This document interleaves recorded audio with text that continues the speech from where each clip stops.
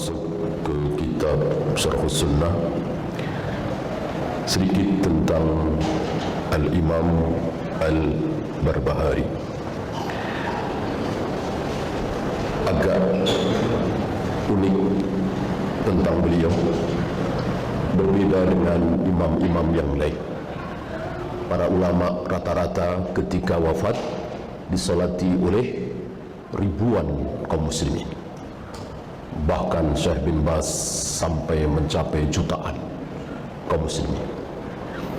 Nah, imam kita yang satu ini, Al-Imam Al-Barbahari, hanya disolati oleh satu atau dua orang, ya. Di rumah seorang wanita tua, nenek-nenek. Kenapa begitu? Kita tahu siapa beliau. Beliau mirip-mirip Syekhul Islam Ibn Taimiyah, mirip-mirip Syekh Albani. Apa? Keras kan terhadap ahlul bidah. Keras kan, sangat keras sekali. Bid'ah, syirik. Maka dibenci oleh ahlul bidah. Dan nasibnya mirip-mirip Syekhul Islam. Syekhul Islam di penjara. Beliau dikejar-kejar. Beliau bersembunyi. Nah, dalam persembunyian itulah, di rumah seorang nenek-nenek itulah, beliau wafat. Ya. Dan begitulah orang-orang saleh, para ulama, sama dengan para nabi, para rasul, berbeda-beda nasib di dunianya. Ada yang kaya raya luar biasa seperti Nabi Sulaiman, Nabi Daud, pejabat tinggi seperti Nabi Yusuf. Ada yang terlunta-lunta, miskin, rumah saja tidak punya, berpindah dari satu tempat ke tempat lain. Nabi Isa bersama ibunya. Ada yang sakit bertahun-tahun, Nabi Ayyub. Nasib di dunia berbeda-beda. Yang sama adalah nasib di akhirat. Nasib di akhiratnya seluruh para nabi, para rasul, orang-orang saleh sama. Masuk surga, mendapatkan kenikmatan yang ma ainun ra'at wala udhunun sami'at wala khatara ala qalbi bashar. Kenikmatan yang belum pernah terlihat oleh mata, belum pernah terdengar oleh telinga, dan belum pernah terbayangkan di hati siapapun. Itulah kenikmatan surga. Membayangkan saja tidak sanggup. Jadi berhayal saja tidak bisa. Kalau dunia ini mana ada kita berhayal nggak bisa, mana ada. Apa yang tidak sanggup kita hayalkan? Ya. Tiba-tiba kita menjadi raja, tiba-tiba kita menjadi orang nomor satu di dunia ini, ya bisa aja. Namanya menghayal. Untuk surga nggak sanggup, nggak bisa. Karena jauh sekali keadaannya, kenikmatan dunia dengan kenikmatan surga. Jadi tidak bisa menghayal.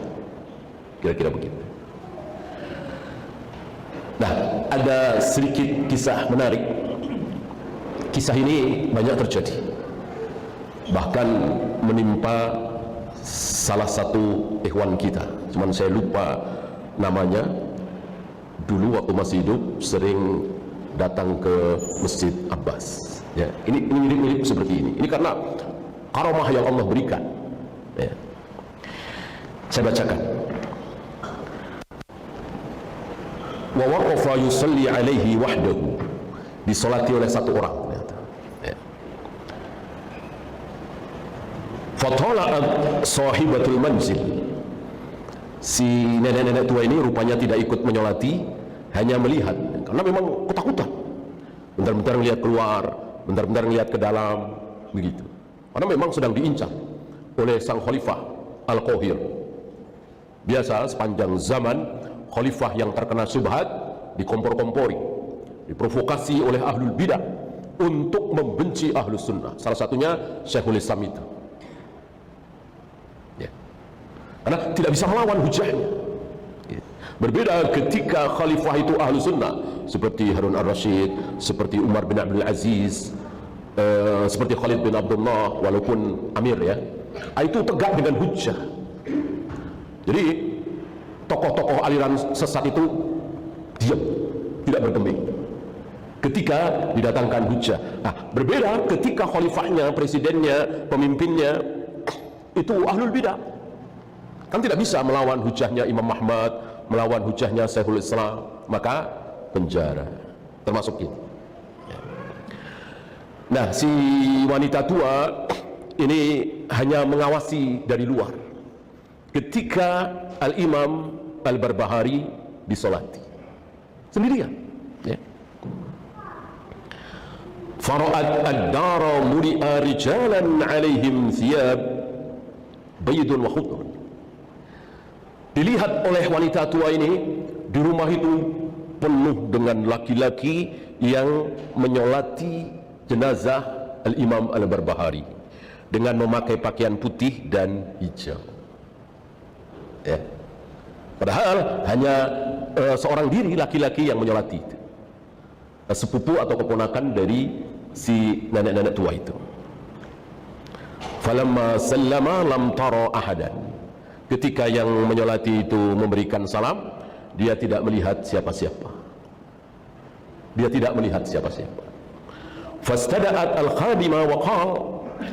Lalu penasaran si wanita tua itu, dia memanggil khadimnya, pembantunya, yang sepertinya juga tidak ikut menyolati, menjaga dari luar. Ditanya, apa yang engkau lihat tadi? Jawabannya sama. Aku melihat laki-laki yang banyak sekali memakai pakaian putih dan hijau menyolati jenazah ini. Ini salah satu karamah, dan sekali lagi ini banyak terjadi seperti yang saya ceritakan tadi, ya. Tentu ini diberikan oleh Allah kepada siapapun yang Allah kehendaki, ya. Waktu itu yang saya dengar, ini yang menyolati kalau tidak salah 3 atau 4 orang. Salah satunya Ustadz Abdurrahman Ayub rahimahullah, barangkali antum kenal, ya. Nah, dari beliau saya mendengar ceritanya, ya. Bukan beliau yang melihat, bukan, tapi orang-orang kampung situ nggak ada yang mau nyolati. Mereka pikir Wahabi nggak perlu disolati, gitu. Nah, kalau tidak salah berdua atau bertiga yang nyolatin itu, salah satu yang jadi imam Ustaz Abdurrahman Ayub rahimahullah. Nah, setelah pulang hari itu belum ada apa-apa, ya. Besoknya atau besok lusanya ada cerita di situ, ya. Itu siapa yang nyolati? Banyak sekali. Emang dia orang apa? Emang dia pejabat apa? Kok yang nyolatin banyak sekali? Padahal setahu Ustaz Abdurrahman itu cuman berdua atau bertiga yang jadi makmum, ya. Hal-hal seperti ini adalah sesuatu yang Allah berikan kepada siapapun yang Allah kehendaki, ya.